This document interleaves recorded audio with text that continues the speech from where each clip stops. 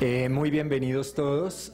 A nombre de SAIN Educar en Colombia, agradecemos infinitamente a las directivas del Politécnico Gran Colombiano que nos permiten realizar este encuentro en un hermoso ambiente universitario.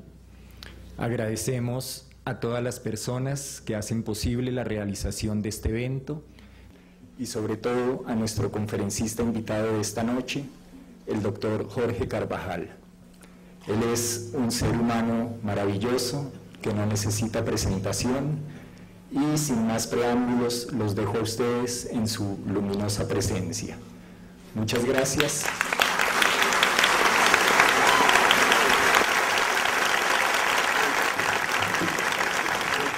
Bueno, yo ya sé por qué el zángano de Juan dice luminosa presencia.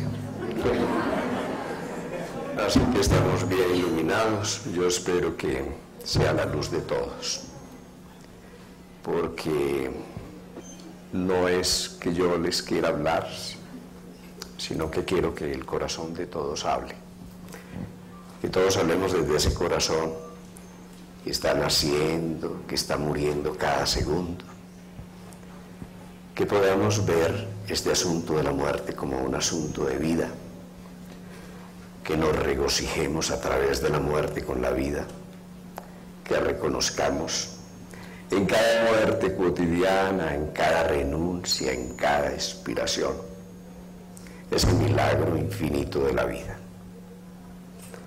Porque la vida está hecha de muerte.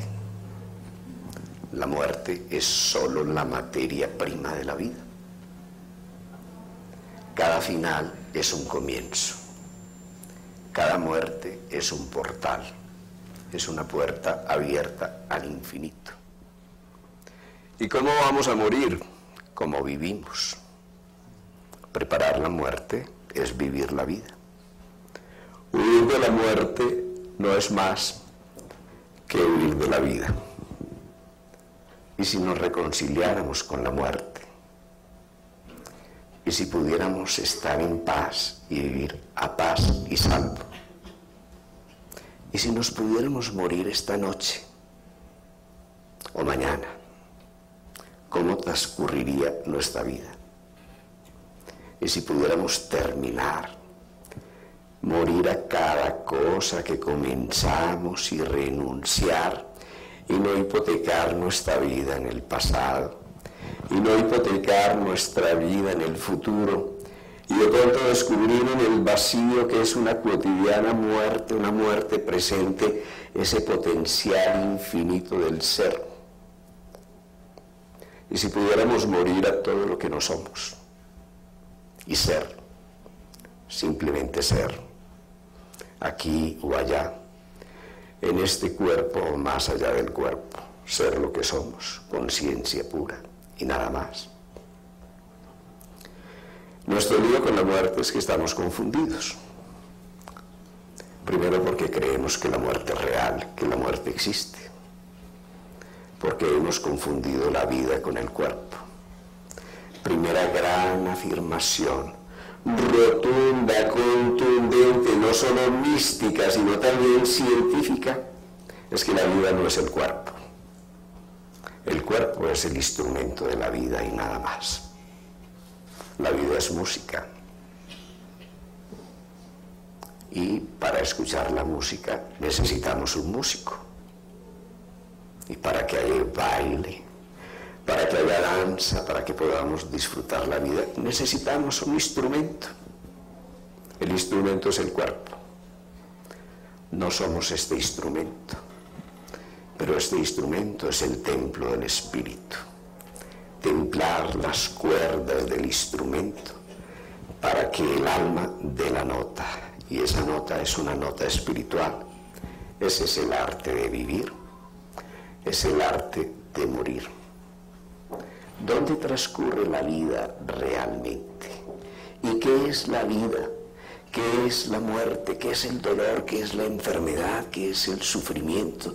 ¿Qué es nuestra humanidad? Si nos desconectamos de la gran cadena de la vida, si nos confundimos con el ser separado de nuestro nombre, nuestro genoma y nuestro apellido, entonces vamos a tener una gran confusión como seres humanos, como médicos, como vivos o como moribundos. Vamos a tener una gran confusión, vamos a tener una gran pérdida de fe, de confianza, vamos a vivir en el sinsentido y vamos a perder la esperanza. Alguna vez uno de nuestros grandes poetas y grandes santos se preguntó: ¿y esta vida qué será? Estamos en hora de preguntarnos qué es la vida y esta vida qué será. Y él se respondía: 1000 muertes se me hará, pues mi misma vida espero muriendo porque no muero. Podríamos morir ya, podríamos terminar ya, podríamos expirar, podríamos concluir, podríamos reconocer que en cada segundo existe la vida como la muerte, el principio como el fin, y que hay un lugar donde la conciencia es eterna. Podríamos descubrir ese lugar de la conciencia intensa donde los segundos son profundos. El segundo del beso, el segundo del sentir, el segundo del genuino amor, el segundo del rendirse, del darse, del entregarse, el segundo del renunciar al no ser para realmente ser, el segundo de perdonar y experimentar la paz infinita que da al morir al pasado, al dejarlo pasar y convertirlo en puro presente, en presente vivo en nuestro corazón.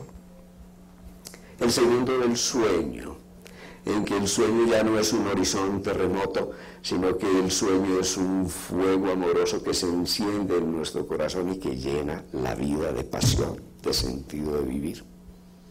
El segundo del adiós, en que yo te digo adiós, pero me quedo contigo en mi corazón y entonces ya no me duele la despedida. El segundo de la muerte, en el cual yo no pienso lo que he perdido, sino todo lo que me ha quedado, y así el dolor no se convierte en un duelo y en un sufrimiento permanente, porque yo sé que tú eres una semilla, y esa semilla, padre, madre, esa semilla germina en tu hijo, y germina en mi corazón, y germina en los hijos de los hijos. El segundo de mirar la flor y entender que la flor, que es la parte más preciosa de la planta, ya está a puertas de la muerte. Es el tiempo más intenso de la planta, es la flor. La flor es apoteosis de muerte y de vida reunidas, porque la flor es también la apoteosis del crecimiento. El segundo del fruto, y entender que vinimos a vivir. Vivir es dar nuestro fruto, pero el fruto maduro se cae por su propio peso. El segundo, en que hacemos otro presupuesto para la vida e incluimos el dolor, e incluimos en el presupuesto de la vida el fracaso, e incluimos la muerte en el presupuesto y en nuestra economía. A veces vivimos como si no nos fuéramos a morir. A veces vivimos como si el sentido de la vida fuera el placer, o el poder, o los sentidos. Y entonces terminamos viviendo sin sentido. Si lo miramos en otros términos, vamos a tomar la misma naturaleza como ejemplo y vamos a hablar de la muerte en un sentido biológico. La biología más importante es la biología de la muerte. Miremos el cerebro nada más, este portentoso instrumento para crear, porque es un instrumento de creación. Este maravilloso instrumento del proceso